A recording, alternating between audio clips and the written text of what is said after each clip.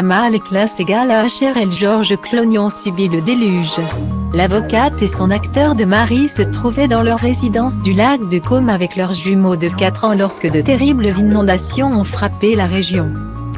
Comme d'habitude, le couple Clooney passe la plupart de l'été dans sa propriété italienne. Entre les pins et le calme des eaux du lac le profond d'Italie. Cet été est plus orageux que les précédents et la région a subi 3 jours de pluie. Mardi 27 juillet 2021, des pluies torrentielles ont provoqué des inondations et des glissements de terrain encore jamais vus dans la région. La maison de l'acteur de Océan Selvan n'a heureusement pas été touchée. Dans les villages alentours, l'eau est montée à plus d'1 mètre dans les habitations et sur les routes sinueuses de la région. Heureusement, aucune victime n'est à déplorer, malgré l'évacuation d'une 60aine de personnes. La Villa Oleandra, propriété de George Clooney depuis plus de 20 ans, présente ainsi quelques dégâts matériels. Dans les rues qui l'entourent, d'importants débris faits de pierre et de bois bloquent les voitures. Des commerces sont saccagés et les voitures, les unes sur les autres.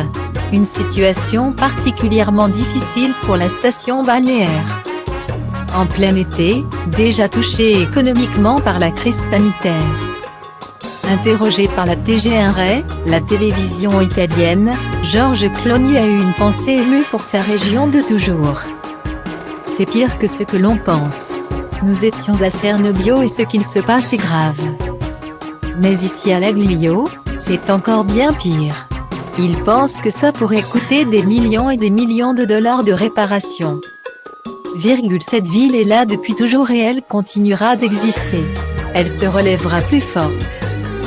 C'est une ville résiliente, développe l'acteur de 60 ans, en s'excusant de son italien. Amal et George Clooney auraient pu échapper aux inondations.